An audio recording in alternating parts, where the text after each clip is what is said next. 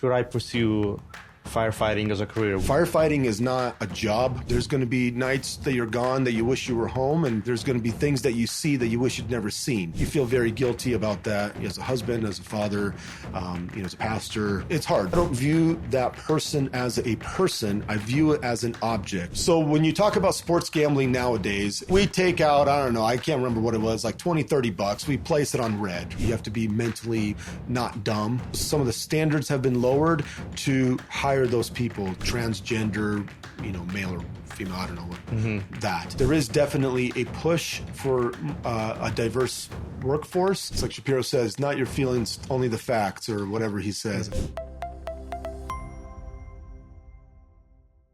Sergey, thank you for joining me for a conversation. For those that have not met Sergey yet, can you do like a short intro of who Sergey Manchik is? Yeah. First of all, thank you for having me. It's, a huge privilege to be on here, and I'm excited. Hopefully I can share some stuff and not come across as an idiot. I'm married with 2 kids, William and Rose, my wife Lena, and I've been married for about 13 years. I'm a firefighter. I suppose that's a big part of why I'm here today. So that's my profession. I'm also a pastor at Anthem Church.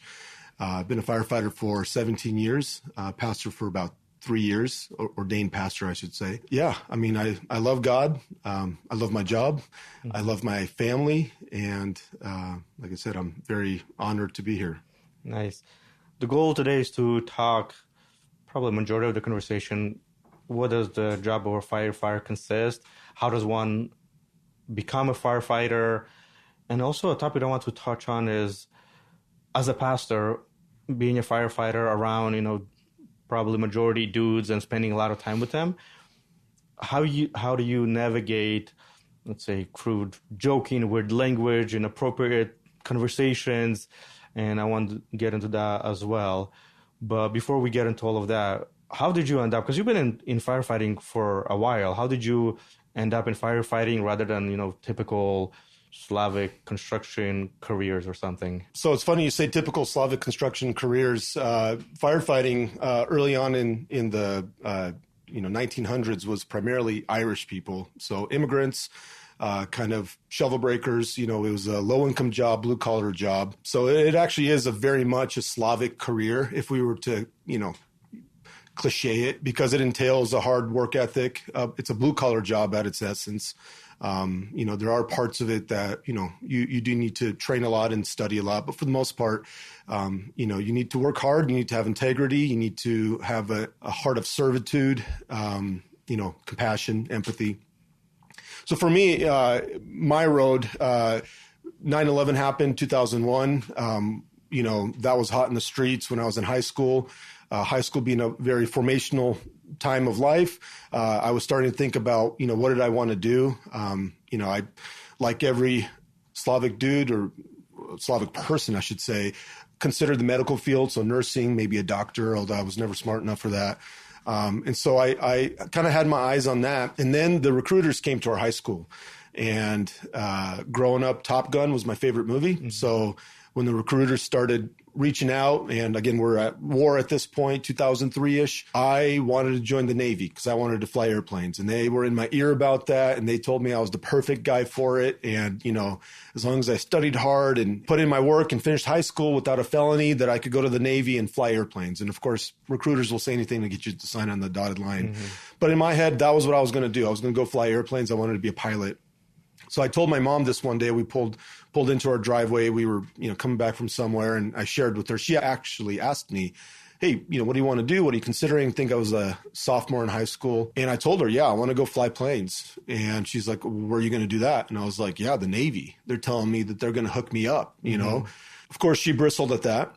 The funny thing is her biggest reason not to go do it is because of the danger and potential for going to war and, dying or getting hurt. Mm-hmm. So she instead in that moment started kind of, I remember it like, you should be a cop or a firefighter instead, mm-hmm. which is ironic because, these jobs are not exactly the safest. Both combined with the fact that my parents forbid me going to the military, and, they had their reasons. We don't have to get into that.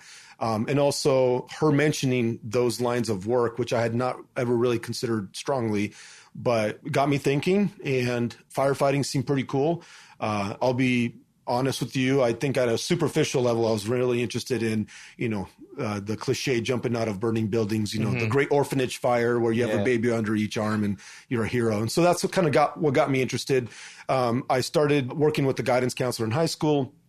I was playing sports during that time, and they recommended I join our sports medicine program. So I did, and got to do sports medicine with some of the athletics in our high school. That got me interested into medicine. And also they had a program that started at the local fire station where, because I was on pace to graduate, not early, but essentially my junior or senior year, I could essentially skip, if you will, 2 periods in my day at school and still graduate. And so those 2 periods for both my junior and senior year, what I did was I would leave the school and go to the fire station and do ride-alongs with them. And it was a program they had just started. There was not a lot of boundaries to it. So the guys at the firehouse took me in. They saw some kid and they're like, all right, I guess we got to make you into a firefighter. So it started out slow. I'd just go on calls with them, kind of see what they did. I'd see what station life was all about. What really drew me in was the camaraderie and the chemistry they had. I thought it was so cool that you essentially got to go hang out with some of your best friends for, that station or that department. They work 12-hour shifts. So for 12 hours, they literally got to hang out, work out, eat together, train together, and then go on calls and help people together. And that's what really drew me in. I love that aspect of it. So after high school, I went to Bates Technical College for their fire science degree, finished that, started volunteering. In 2006-07, that time frame, it was really difficult to get a job. Early on when I started testing, I remember my first ever test was for Seattle. There was about 3,000 people, and I think there was about 30 positions. Dang. So that was the competition that you had to compete with to get a position. But I was young and figured I'd have 5-6 years to really give my all to this, see if I could get a job. And I was willing to get a job or take a job anywhere, east of the mountains, in Oregon, anywhere that I could get a job. So I was volunteering. About a half a year into my volunteering tenure, I broke my leg playing basketball on Good Friday. My mom would remind me. And so that kind of put a stop to the path for about half a year as I was recovering. But it also helped me kind of prepare in terms of, study for the tests. There's math, reading, mechanical comprehension. So there's a lot of leg work I did, no pun intended, studying, kind of preparing for these tests. And then when I was able to, be physically active, I went and took a test and got a couple of interviews from it. I had an interview with Camino Island, which went very horrible. Wasn't very well prepared for that, and it was a horrible fit anyway.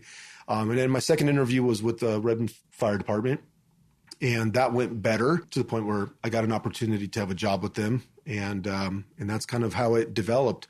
And how long have you been with Redmond Fire Department? It's been 17 years. It's going to be 18 in February. And are you happy with your decision that you pursued it with so much focus? Are you happy with your choice? Yeah. I'm very happy. I look at it as a testimony of God blessing me with something, and I hold that dearly and very seriously. I treat it with seriousness. It's not just, somehow for me to make tons of money or have tons of time off. I believe there's a purpose in it. God willed it to happen. And so as a Christ follower, I know I have to use that opportunity to glorify God. And the fortunate part about it is something that I love doing. I find a lot of purpose, like I said, and fulfillment in it. So, never look back. It's a wonderful career. It's a cliche to say it this way. I always tell folks that are looking to get hired as a firefighter that firefighting is not a job per se. It's a calling. Now you could, a realtor might say, yeah, it's a calling, because you really love doing it and you're good at it and you find purpose in it. But truly it is a calling because, you're never going to get filthy rich, if you will, being a firefighter. You're going to sacrifice a lot, physically, mentally. There's going to be nights that you're gone that you wish you were home. And there's going to be things that you see that you wish you'd never seen. But overall, when I look at the firefighting profession, I see a lot of the same things we are called to as Christians. And so, the idea of loving others and helping others and servitude and compassion and empathy for others. That's what the fire service is. And you can talk about work ethic, which is also biblical. You need to be a hard worker. You need to use your brains. You don't ever really have days off, if you will, at work. You don't just, kind of mail it in. I think all those things really add to the allure of that as a profession. You mentioned that it's sacrificing hard work and family and being home at night. The fire station that you started with, you said, they operate on 12-hour shift. Mm-hmm.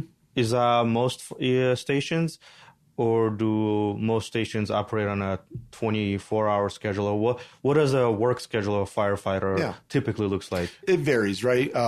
You say fire station, not to be that guy, fire departments, right? Okay. Or entities. There's different types. There's fire authorities. We won't get into the details, but most departments have a 24-hour type shift schedule. The 12-hour shift schedule is becoming less and less of a thing. That fire department that I was a part of was both a career and a volunteer kind of combination. So their career guys would come in for the 12 hours in the day, and then at night their volunteers or residents would come in and do that shift. And so that was how it was done there. Most schedules you can kind of sum up in three, I would say, major ones, and there's a fourth that, again, we don't have to get into specifics, but there's 24 on and 48 off, so 1 day on and 2 days off. The schedule that I work is a 48 on, so 2 days on and 4 days off, 96 hours off. And then there's what's called the modified Detroit, which is 24 on, 24 off, 24 on, 24 off, 24 on, and then 96 off, so 4 days off. Mm-hmm. And that's what we used to work at the city of Redmond when I got hired, and then we thankfully transitioned to the 48s. And there's, like I said, different variations of how that works, and it gets into what a work week should look like, and how many hours you can actually work without being compensated overtime for it. But that's kind of the basics. Do you see any toll on a family working these 48-hour shifts? But one can argue but then you have 2 full days off that you're just at home with the family, rather than the guy that's working 9 to 5 every single day. What are the pros and cons of having the 48-hour shift? Yeah, that's a really good question. There are lots of pros. I mean, I to sit here and say there isn't would be lying. I mean, I really enjoy my time off. Number one, going to work for 2 straight days, you really build a chemistry with folks. When you live and eat and work out and, sleep in separate quarters, but, in the same station together, you become a family. It's not a cliche. You really begin to grow real tight and close together. A lot of folks that I work with, I would say I'm more familiar with their family life, with their personal life, with who they are as a person than I am with some of my friends. And it's not because I don't like my friends. It's I spend 48 hours with these people, and you got to do something for 48 hours, right? So I think a huge benefit to a 48 is, we get to know each other really well. We train together, right? I have a crew now where my driver and my firefighter, we've been together for a while now. I don't have to say a word when we get out. Let's say we go to a structure fire or a horrible car accident, They know my expectations for them. They know what they need to do. They know their roles. They know what I'm doing. And without really even saying a word, things get done. And a lot of that is because we put in the legwork in our 48-hour shift of training. So that would be a huge advantage to 48s or 24s, however you want to put it. You live together, you get to establish chemistry and a friendship that is unique to the fire service. Having the days off is very beneficial. Being able to do hobbies, being able to dedicate it to family, whereas, some people at a 9 to 5 maybe can't be there to help take care of the kids, especially if they're young and they're at home, they're not in school. My wife can go to work and I can be home with our kids and not just be with them, but actually be invested into them and go to the park with them, hang out with them, go to the lake, whatever. Just do fun dad stuff that I think a 9 to 5er, maybe by the time they get home at 6, you're kind of tired and you don't have that time. So it affords a lot more time with family. It affords a lot more time to travel. My wife and I love to travel, and we do. It's a good way to, I suppose, rest up, and have time for hobbies. Being a pastor, it allows me time to serve at church that maybe I would not be able to if I had a 9 to 5. So those are all pros, and we could go on more and more. Cons, I would say, it's a misnomer that you work say 24 or 48, and you come home and you get 4 days off, and it's like, well, what do you do that whole time? You must just sit around and not do anything. Yeah. It's like, no. Working a 48, even though we have the ability to sleep at the station and take advantage of that, you come home, you're mentally just spent, and you could have been up all night, or you maybe got 6 hours of sleep without a call. You're still coming home with the switch turned on. Luckily for me, I live like an hour away, so that hour of commuting home is like this way that my switch gets turned off, work mode, and into family life. But you still come home grumpy sometimes and tired. You still worked, it's work. And so that first day, I always tell people, and believe it or not, I mean, it's up to you, that first day is kind of like a lost day. I mean, I hang out with my kids or with my wife, and they can tell you, like, I'm trying, but it's really hard to be engaged sometimes because you're just worn out and tired. The grueling 24-hour shift or 48, depending on how busy you were, it can take a toll on your body and your mind. Being away for 24 and 48 doesn't afford me oftentimes to be at a family event or at a birthday party, my son's soccer game, if you have a church service or like a pastoral meeting, sometimes I can't be there. Okay. And it's, it's hard. You feel very guilty about that as a husband, as a father, as a pastor. It's hard. Sometimes it is what it is. I wish I could take all the days off, but I can't. You mentioned one of the sacrifices is dealing with gruesome things that you see. In your experience, is that like on a regular basis that you encounter something that really, messes with you mentally because of the stuff you see? Or is it one of those rare events? And if you can maybe share you could go as detailed as you want on some of the experiences, kind of like, hey, this is what we actually have to deal with. It's not just theoretical, but real examples of maybe gruesome things that you have to deal with. Yeah, you want the goods. Yeah. There's a misnomer, I believe, that it's only the gruesome things that get you. Police, law enforcement is the same way, where everything's a drop in the bucket. And I don't know if this is an actual scientific thing or if this is something I heard and I'm just regurgitating something that's not real, but I believe in it. We all get a bucket, and everything that's a stressor and everything that is not okay for us to see or experience is a drop in our bucket. You can label the bucket however you want. So going on someone with an anxiety attack is not a big deal. It happens all the time, and oftentimes we help that person get through it. But for that person, that is the worst day they've had, maybe in their life, maybe that month, maybe that week. We constantly come into a place where someone is having the worst day of their life potentially, right?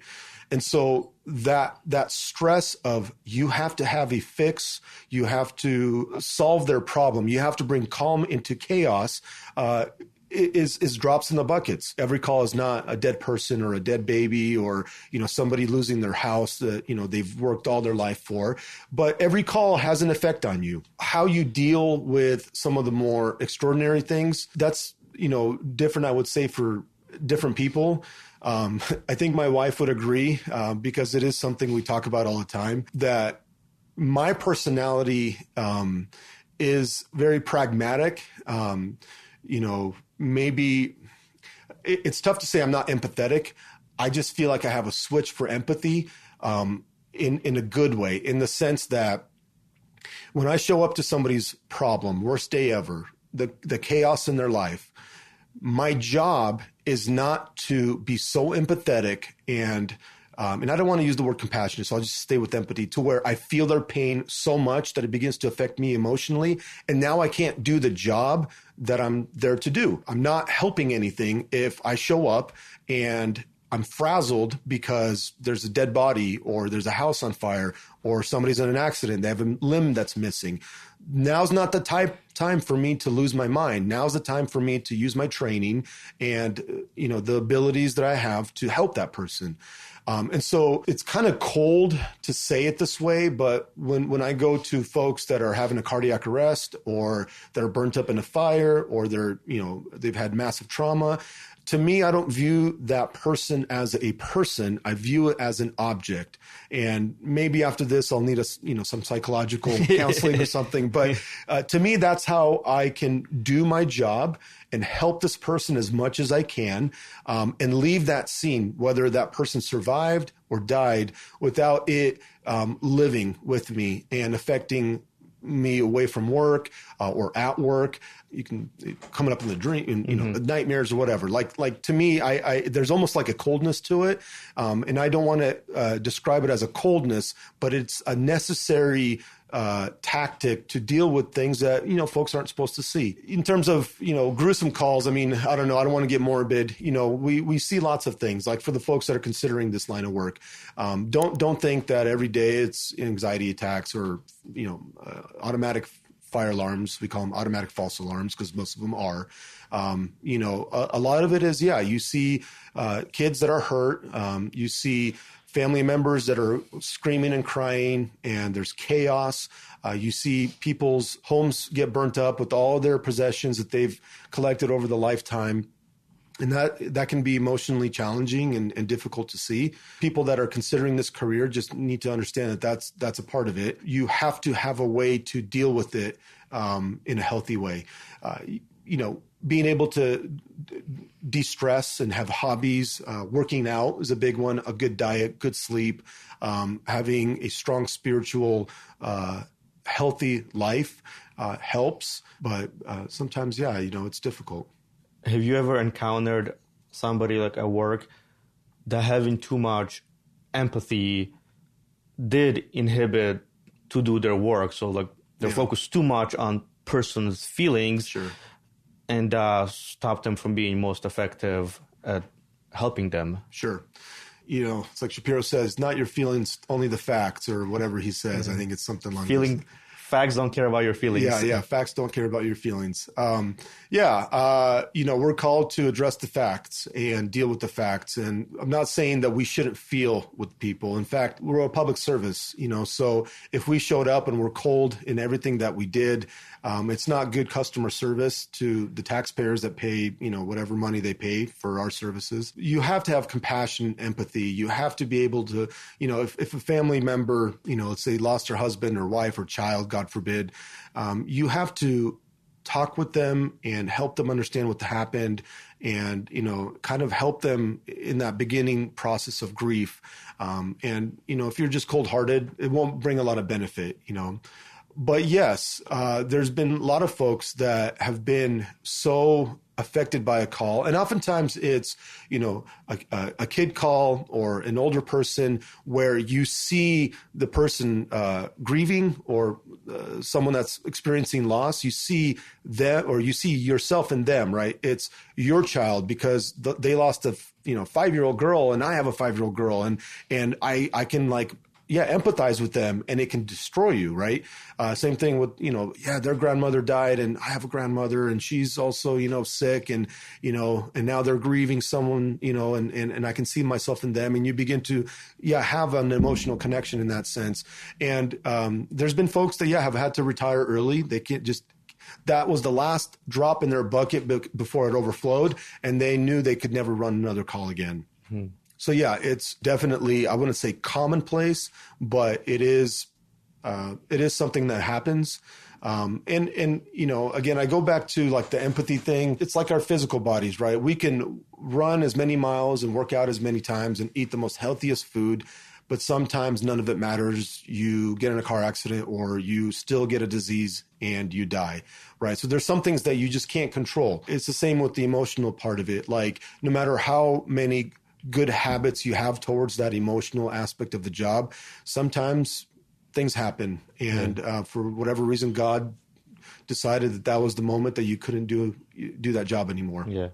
But even like these gruesome or, extraordinary calls, they're probably not as frequent. So what does a typical day, you mentioned like the fake alarms, fake calls, like you say on weekly rhythm, like, hey, this is majority of the calls that we go out to.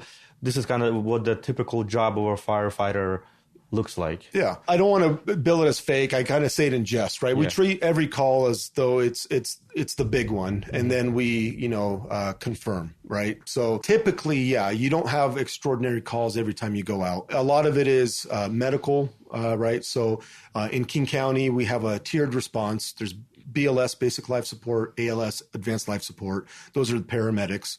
And so if, let's say, you had a broken leg, it would be a BLS response. That broken leg is not going to kill you unless it's a femur that is fractured and it sliced your artery and now you're bleeding out, and that can kill you. And so that would be upgraded to an ALS. So you'd have BLS folks coming, firefighters, engines, aid cars.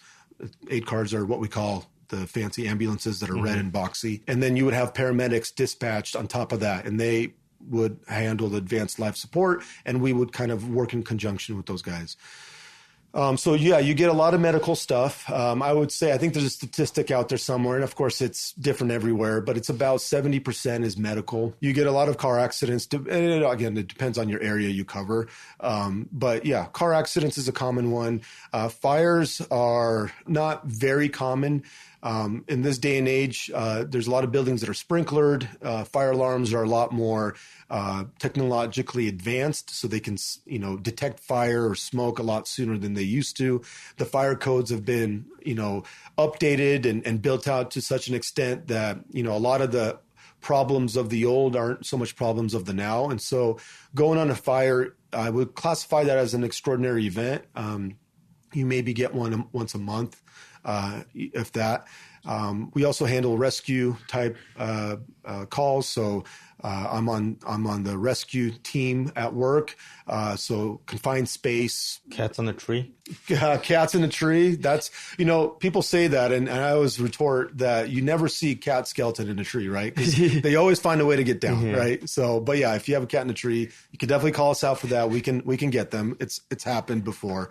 Sorry, I'll interrupt. Let's say if you come out on a cat in a tree call, are you, as a person, you're like annoyed, like this is dumb, or you're like, it's better to get out of the and go somewhere and do something? Sure. Or you're like, it's okay, it'll calm down? Yeah, it is. It's always better to go somewhere, right? Like, even if it's like a silly call, unless it's 2 a.m. and you're calling about leg pain that's been around for 3 days, it's like, why did you call it 2? And the cat in the tree thing, we are super glad to come out for that. And the reason for that is the fire service is about customer service, right? So when people call 911, they have a problem and they need it to be fixed.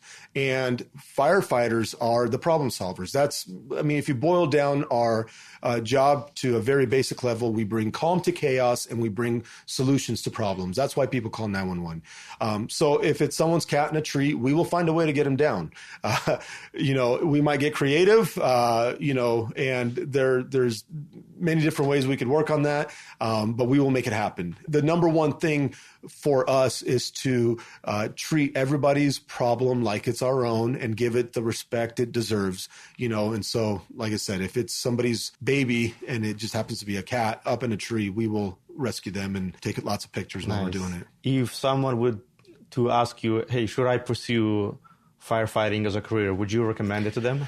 I would. I have. It's not for everyone, right? Not everyone can handle what we talked about, some of the more gruesome calls, some of the stressors that come with working in that line of work. The positives that I view in that line of work, to me, greatly outweigh the cons or the negatives. If you love to be in a team, if you love physical work, if you are mechanically inclined, if you like to solve problems, if you like structure and discipline, if you like to help, that's like the number one, reason when firefighters or potential firefighters are interviewed, right? Why did you want to be a firefighter? Well, I want to help. Yes. A lot of people do, right? If you want to help people, if you want to serve people, right? It's the job. The best part about it is when people call us, they actually want to see us, right? If you're in law enforcement, when people call, they really don't want to see you, right? You're there and you're not, you're not exactly the person that people want to see. So,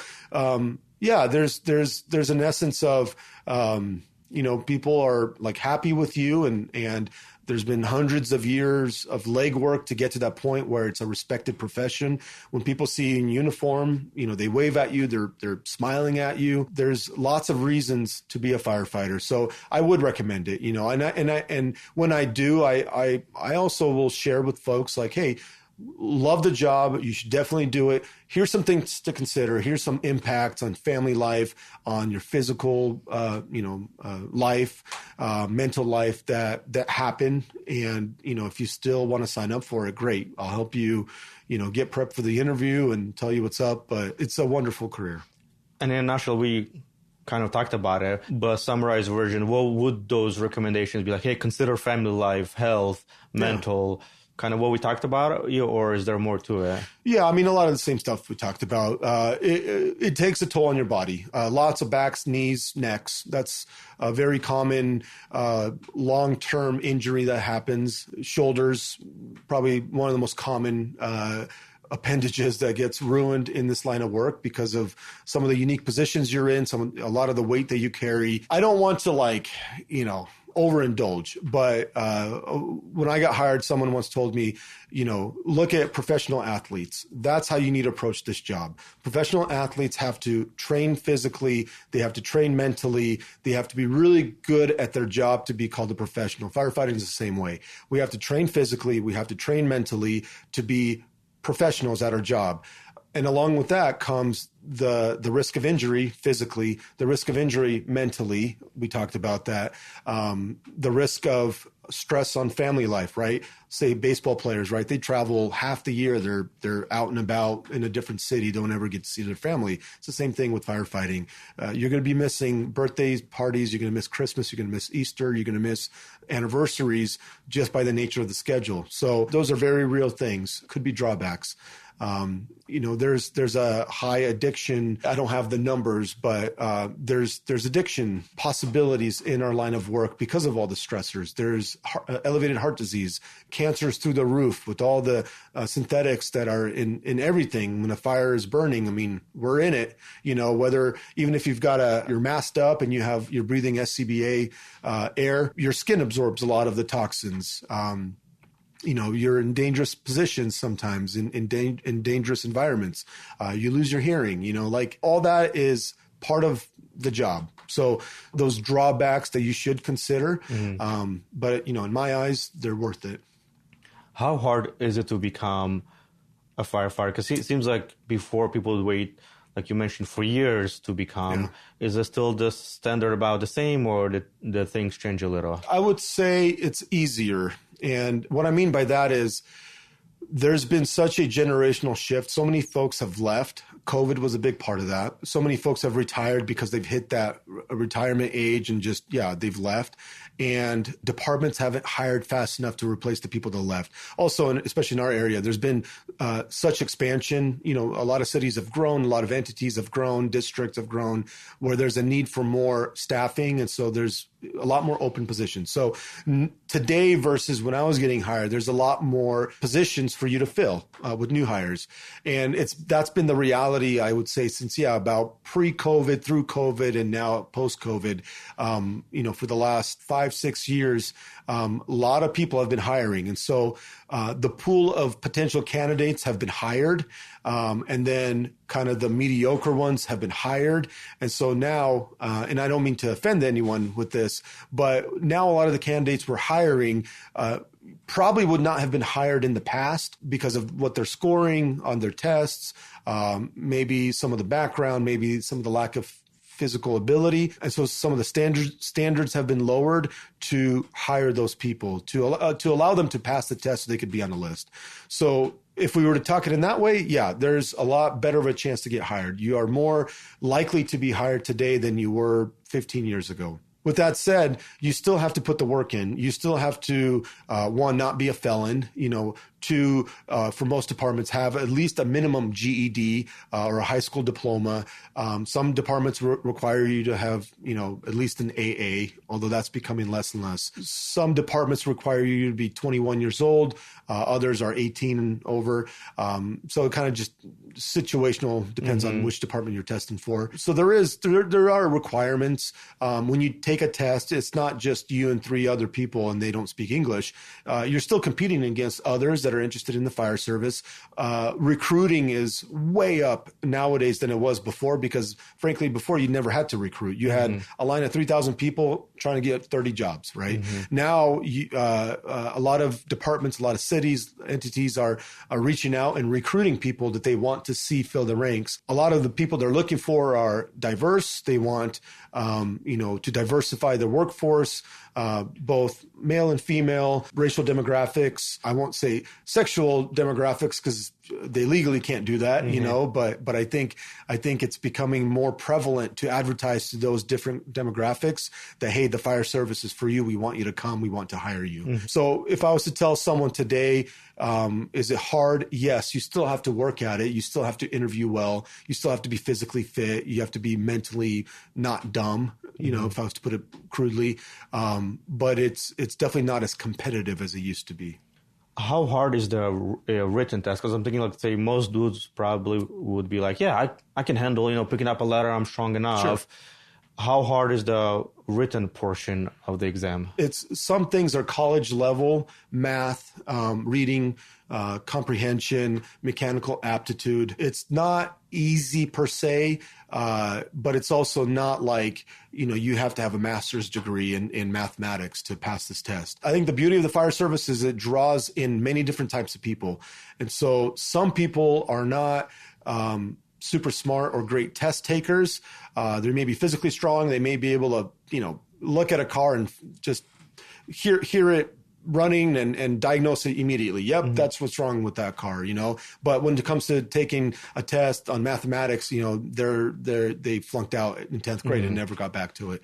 So does that guy have a chance? Let's say if he's like a genius at mechanics, sure, but he sucks at math. Yeah. Would that override the other part? Yeah, it potentially could, because for that guy, what I would recommend is going online, and in the day and age of Google, I mean, man, what a tool. You could Google practice tests for a fire department. There's even services that you can pay for that will help you study for fire department tests. And for that guy, yeah, he's mechanically inclined. He's strong as an ox. Maybe math or reading is not a strong suit. He can work on that. He can learn some of that or refresh it, and be prepared for that test. The other thing I would tell people is, like, just do it, right? There's so many people that, like, think about it. They're too afraid. Oh, I'm going to fail. And they never do it. And of course, if you don't try it, you'll never get it. So yeah, go take a test. And if you fail, okay, that sucks. Probably don't tell your friends. But now you've experienced what a test looks like, and maybe you have an idea now of what type of math, and we use math as an example, right? What type of questions are on this test that you can go back on and refresh yourself. For me, I got lucky. I was in college studying to finish my degree when I took my test, and I literally had studied that math like that quarter. Like, it was super fresh in my head. So for me, I aced the written test, not because I'm like a brilliant person, but because I just had done that work recently. So someone that hasn't been, in school for a while and maybe is a little rusty in that, you can go and the internet is your friend in this case, and you can freshen up on that.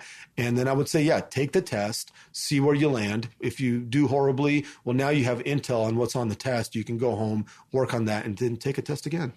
Because I assume the majority of the test, because we're using math as an example, sure, is majority of a test like medical biology, because you're working with sure, accidents and stuff, or is that totally different? No, it's actually a very basic test, the initial test for hiring. There's a physical component to it called a CPAT. It's a pass fail, right? So it's not who is able to do something the fastest. It's you literally just have to get through this, because we need to confirm that you're not physically handicapped by something, right? And that test has been watered down because they want to broaden the pool of people that they want to bring in. You definitely cannot be like completely out of shape. You definitely cannot be, like I said. What is completely out of shape? Like, let's say I'm thinking like practical, like, sure. Hey, you need to be able to run a couple miles, or you need to be able to walk half a mile.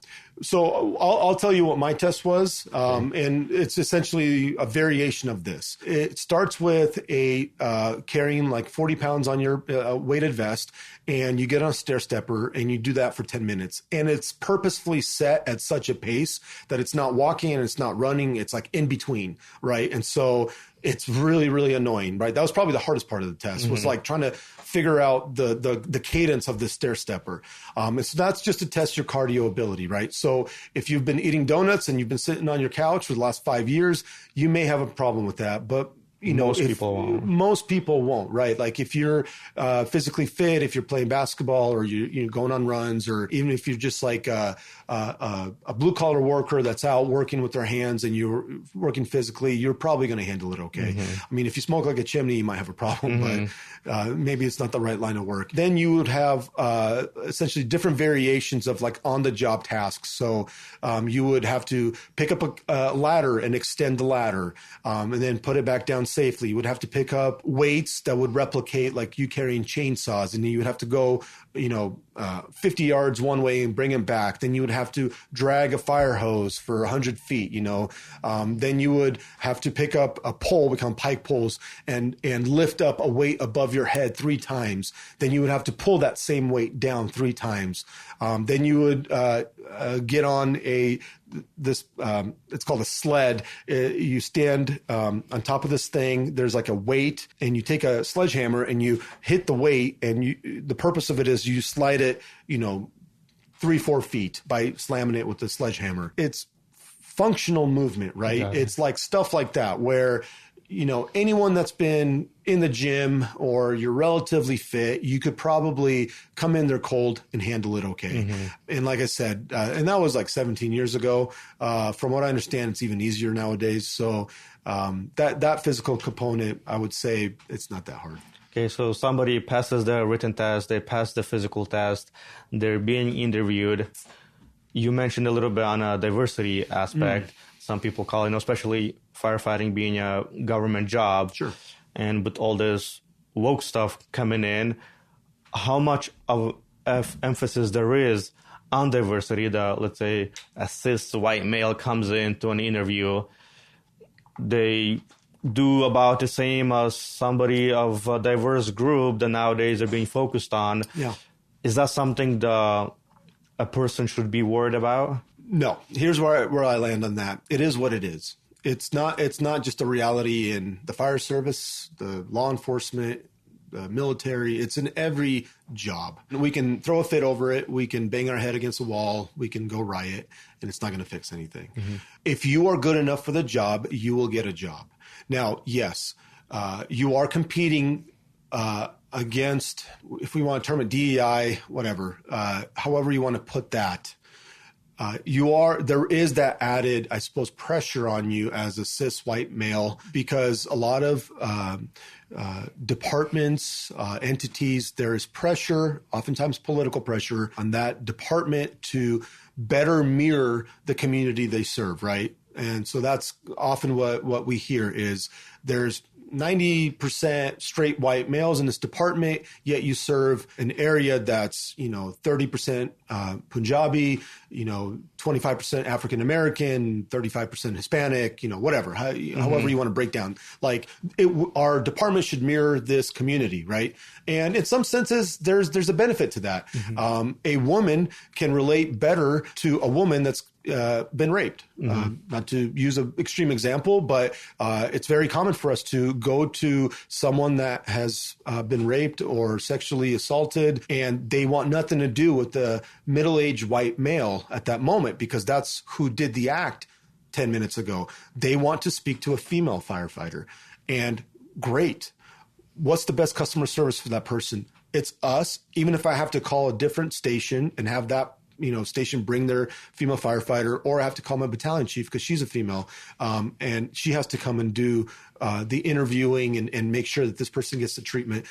Like, there's validity to that. If you speak Spanish and you work in a predominantly Hispanic population, it's really cool to be able to bring in someone that speaks Spanish. We had a guy, George, he was a white guy, but he spoke fluent Mandarin, and it blew some of the Chinese people that we would see, that it blew their mind that this white guy with crazy hair spoke fluent Mandarin, right? Mm-hmm. And immediately you see the light come on in their eyes, and they're so much more at ease, and there's so much more calm in their chaos when someone can relate to them. So there's validity to having a diverse workforce. Now, whether those folks deserve that spot over somebody else that's deserving, we can get into that conversation, maybe not. Mm-hmm. I definitely have my thoughts on it, but the reality is that's the push forward in not just the fire service, but in every industry. So my I suppose advice to the white male, or the whatever the cis white male, as you put it, is you do what you can control. You put yourself out there as best as you can,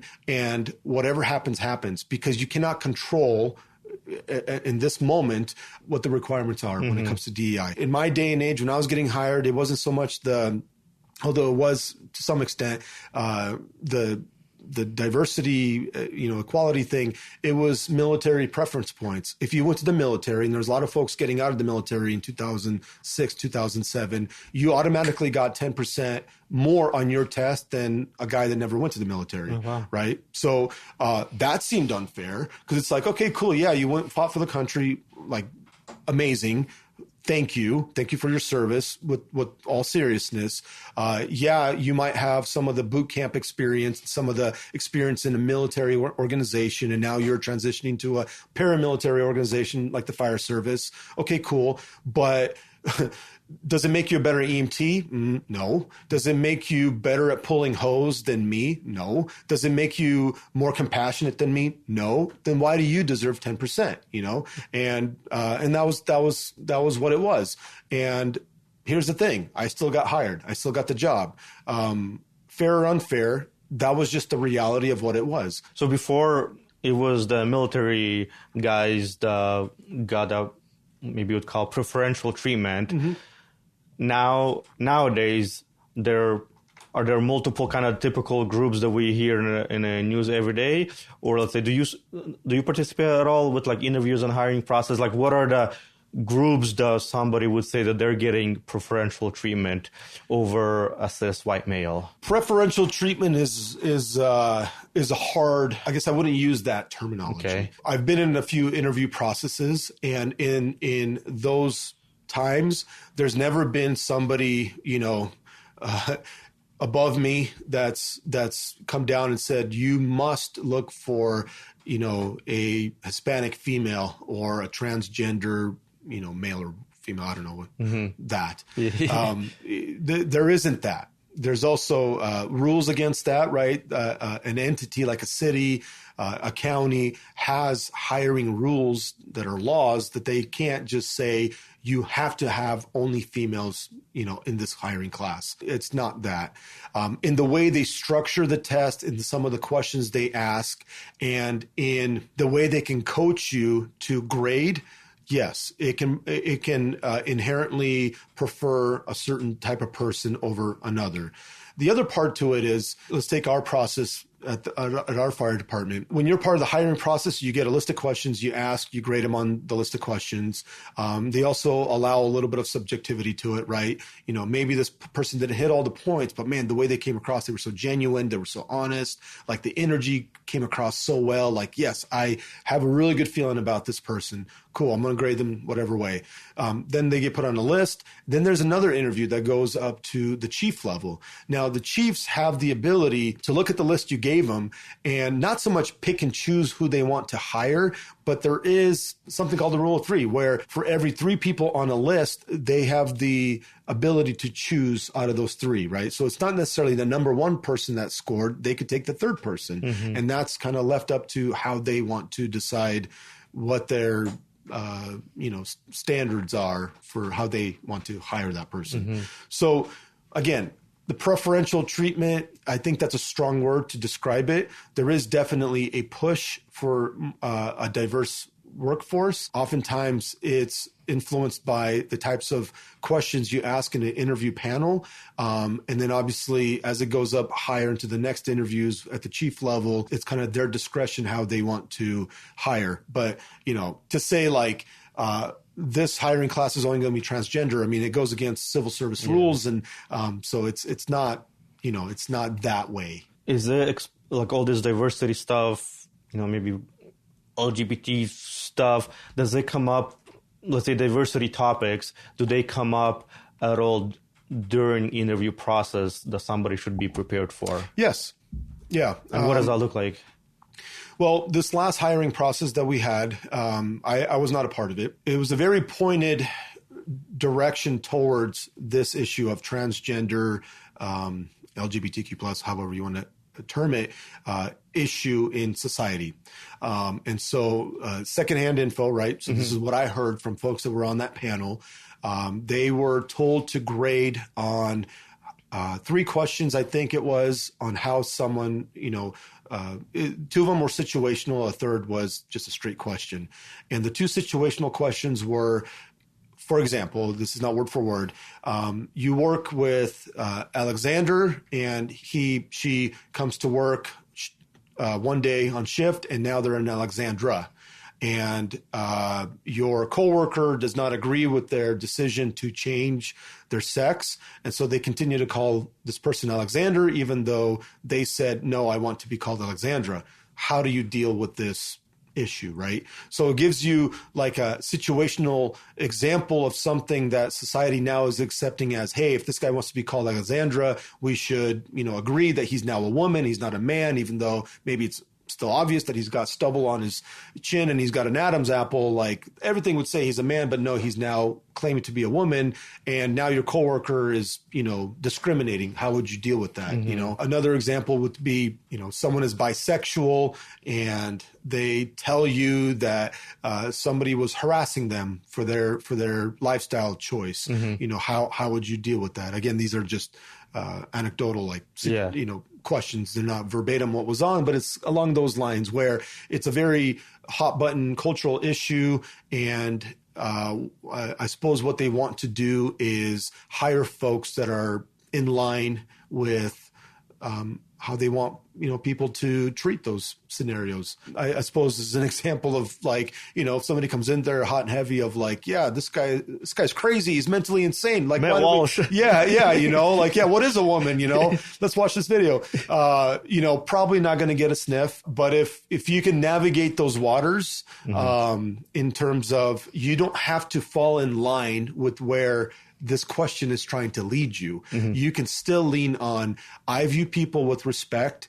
God maybe God would not be, but I mean, hey, be yourself. That's, that's another, we maybe get into it, but like people ask me, how can I interview well?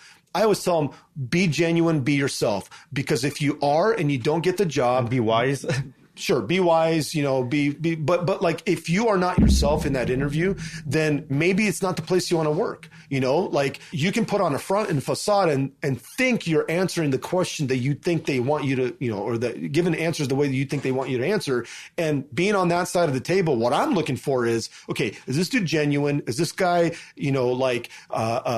like someone I want to live for 48 hours, right? So not always do we hire the smartest or the strongest people. The people that we hire is, can we take you and train you to be a person that can serve the community, that can, if I was to use pastoral language, love people, right? Put others above yourself and, fit in with our culture and fit in with my crew, right? That's what I look for. So if it comes to that scenario where it's a trans question or LGBTQ or whatever, be yourself, answer it.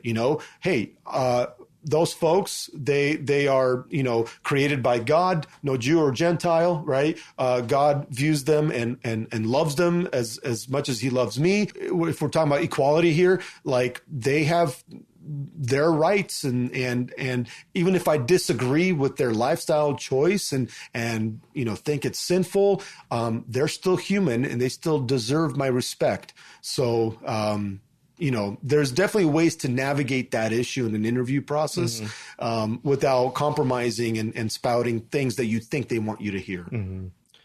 That's good. And that's a good transition of like hot topics and, being a Christian and being a believer in your situation, being a church pastor.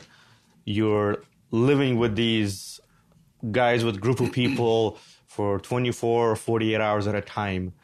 How do you navigate the secular work environment where language, jokes, stories come in that may be way out of bounds for us as Christians? Yeah.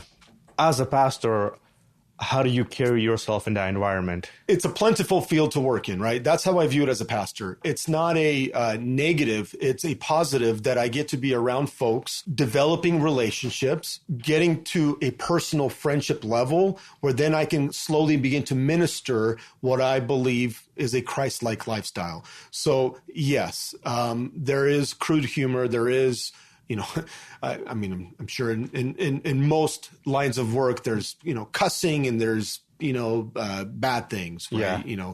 One, you have to live a Christ-like lifestyle, right? You have to model Jesus, not through words, but through the way you live, right? So even though it's around you, you don't do that, right? And oftentimes people gain respect for you and more respect for you if you don't participate in some of the crude humor, in some of the cussing, and some of the things that we would describe as probably not Christ-like behavior. When you don't do that, people see that. And I think, like the Bible talks about being a light to the world, like that's what that looks like. It's not doing that stuff, and it's noticeable when you don't do it. I think the other part of it is I believe strongly in the way we evangelize most effectively, and I guess I should speak for myself. The way I evangelize most effectively is in the context of relationships.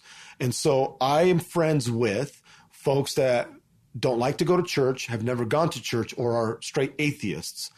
And when we remove that part of our relationship and we just focus on, is he a good person? Am I a good person to him? Do we talk about family, sports, this and that? We create a relationship in that aspect.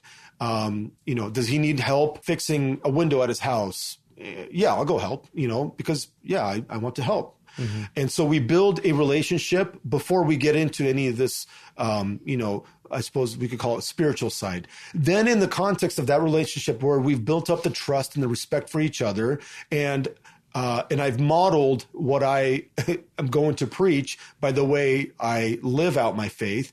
Then when we do touch on those subjects, there's a lot more weight behind it, and there's a lot more validity in what I say. Now, we can still disagree. There's a lot of people that I've spoken about Jesus with at work that still don't go to church, and they still think it's all fairy tales.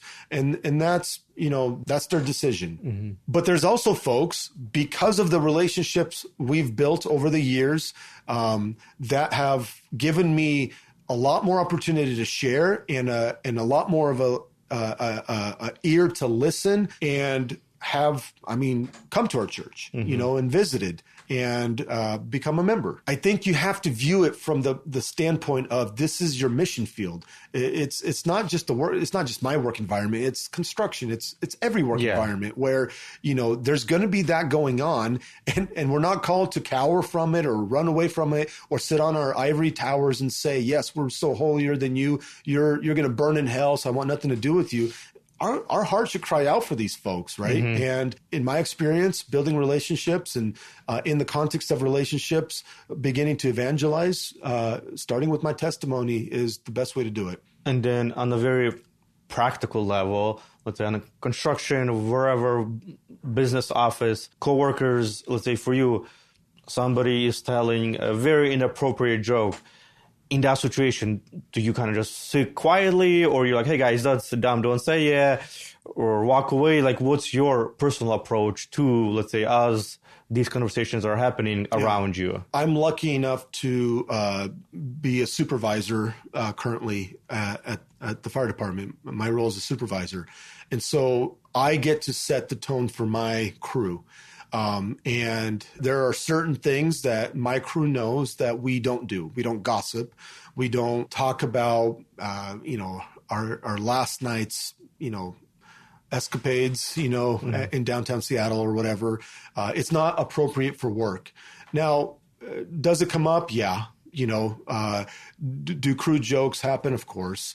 Cussing, all that stuff. Yeah. I mean, it's the reality of being, as the Bible says, we're exiles in this world, right? We're people that are living in a place that's for in eternity will not be. It's not where we belong. Mm-hmm. So on one hand, I set the tone for my crew, and they know what they can and can't do. And if it crosses a line, I have zero qualms about calling it out and stopping it. I think also there are moments where, in large groups, maybe a couple stations are together and things are starting to go off a little sideways. There are ways to step in and say, "Hey guys, we're all whatever jaw jacking or laughing it up," but I think it's enough, right? Mm-hmm. There's tactful ways to put an end to humor or conversation that shouldn't happen. I wouldn't even call it a problem. Like we're thinking of extremes. Mm-hmm. Like I said, nowadays with civil service rules, there's a lot of things you can't say. Back in the days with the good old boys, they'd be talking about, things that nowadays would put you in jail practically, right? When I got hired, pornography was very commonplace.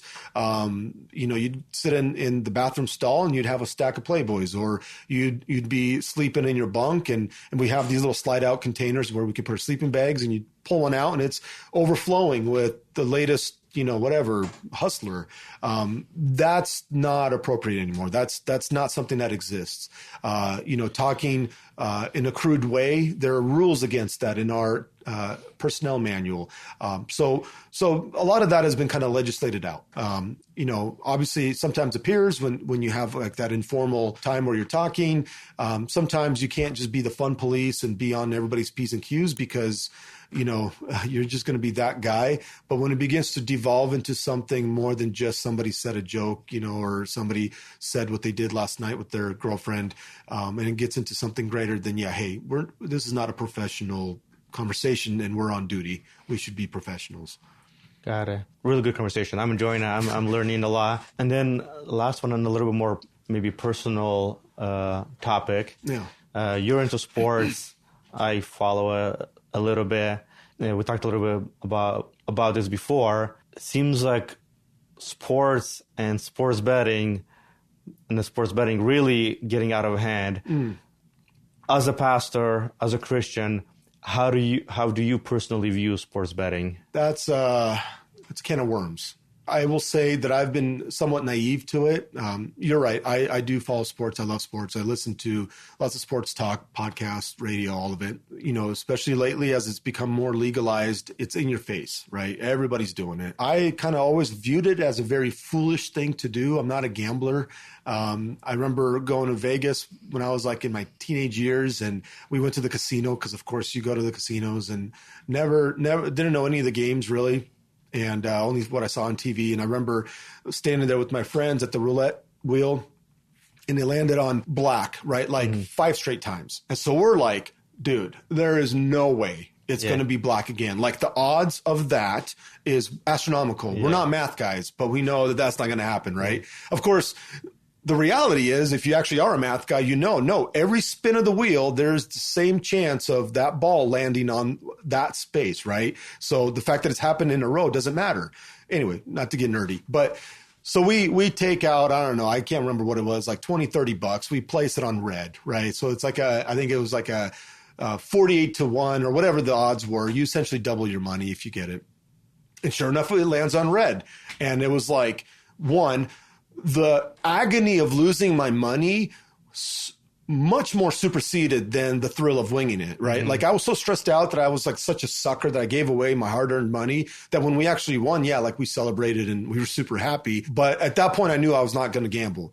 The second reason why I knew I wasn't going to gamble was in about less than 30 minutes, the money that I won was all gone. Because, of course, it emboldened us to go gamble some more. And dude, this was easy. First time I put a thing down and now I've, doubled my money.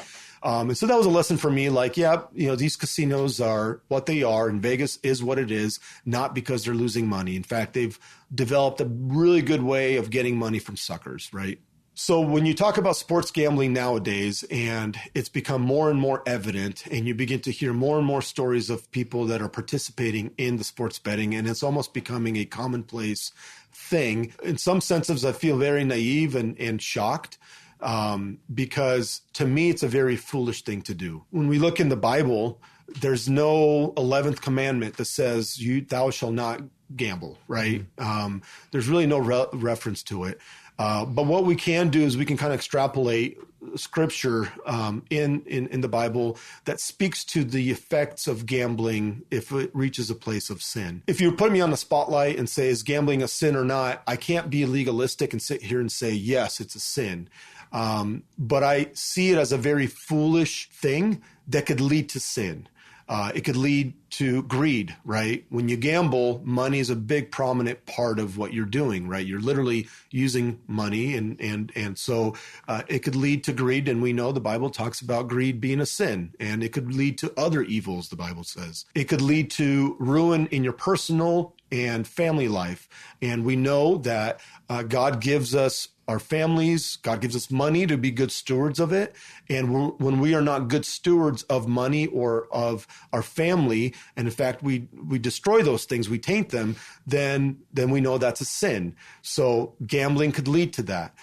We know that when we live in such a way where we're trying to get rich quick, Proverbs speaks to that many times, where it talks about working hard, right? The kind of the slow and long game versus the quick and easy, game of gaining money. That's a sin. And so when you gamble, what you're looking for is to make money without really working. Right. Forget your spreadsheets. Forget your system that you developed. That's, that you've got it all figured out. You've cracked Vegas. No, you haven't. Right. Mm-hmm. Like you haven't. So I'm being long-winded in this answer because I don't think there isn't a very easy answer. Mm-hmm. I think a lot of it is navigating the effects of gambling and how it could lead to sin and how it could lead to ruin, and understanding that. If somebody comes to you as a pastor and they have more questions about gambling, sure, how does one determine if someone's doing it just as a plaything, as a hobby thing that's not dangerous, and how does one determine when it crosses the line and it becomes a very dangerous and destroying thing? I remember growing up, going to a conservative church, right? As a lot of folks did, and you went to these weddings. And what was one of the most common things every wedding had? It was the raffles, right? Mm-hmm. They went to Home Goods, they bought some discounted items, and they started selling tickets for these items, right? And, it'd be $1, $5, nowadays Bidenomics, $20 for a ticket, right? And so you'd buy, I don't know, 5 of them, right? You spend $100 to win a $5 throw pillow, right? Wow, what a win, right? The point of it was not for you to gamble or enter a lottery to gain financially.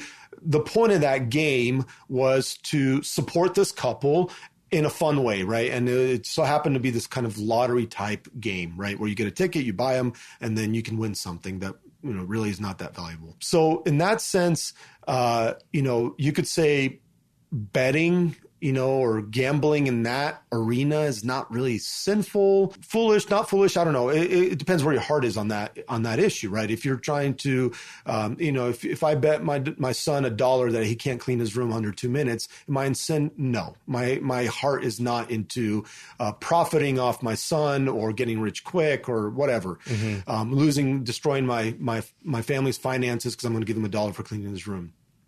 Where I can see, again, this becoming an issue is gambling also has this endorphin high, you win and you have this feeling of elation, very similar to alcohol or drug abuse, right? Chasing a high. And once you begin to essentially chase that high, inevitably you will want to place more and more money or more and more bets on a sport or at the casino to gain that high, right? Again, the way these games are structured, you're always at a disadvantage, right? even in sports betting, like the book always has their vig, right? So they take their percentage no matter what. And then there's the aspect of losing your money, right? If you get the money line wrong, or your point spread, at the very last moment they kick a field goal, and now you bet the under and it goes over, right? So there goes that money. And so like 47.5% is kind of your chances of winning. If you hit that, great. You get this feeling like I've done it, I figured it out. But then the next 3 or 4 bets you lose. And now you're chasing a high of the win. You are potentially chasing to recoup money that you've lost if you've been irresponsible with how you've bet your money, your finances. I see that kind of falling into like a very addictive lifestyle. And we know addiction is not glorifying God. It's pulling you away from worshiping God. Romans 12:1 says we give everything, our bodies as a living sacrifice. We are called to give our finances to God. Like when you begin to get sucked into a gambling addiction, you're no longer living up to that. You are now chasing this high that you gained from sports betting or casino, whatever. That's where it gets dangerous. And so, if you see it getting into a greedy place, that's a sin. If you see it ruining your family's finances or your own personal finances, it's creating stress. If you are hiding it from your family, from your wife, from your spouse, I say wife, maybe husband, I don't know, the ladies equal opportunity, right? DEI, if you're hiding something, that's a sin, right? If you're not able to provide for your household, you are no longer stewarding well. And so I see that kind of happening. Got it. Sergey, I think this was a very informative and edifying conversation.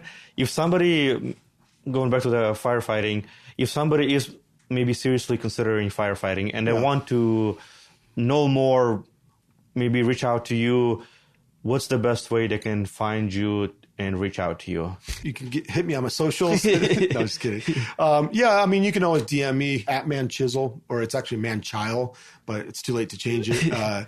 They can always hit me on Facebook, Instagram. I won't dox myself and throw my number out there here, but if they want to reach out to you for my phone number, please give it to them. I'm very happy to hear folks, especially Slavic folks, interested in the fire service as a career. I think it's a wonderful career. And so I've had lots of people reach out to me, and I've helped them prepare for interviews. I've helped them kind of understand how the process works, maybe at a deeper level than we've covered here. There's folks that have gotten hired that I've helped them, in academy, when they go to academy in their probationary year, where there's a lot of stress and a lot of studying. So I'm more than happy to talk to anyone that's interested, help them kind of wade the waters of what that process looks like. And then if they were to, get hired on, would love to stay in contact and whatever I can do. Thank you, Sergey. Yeah, thank you.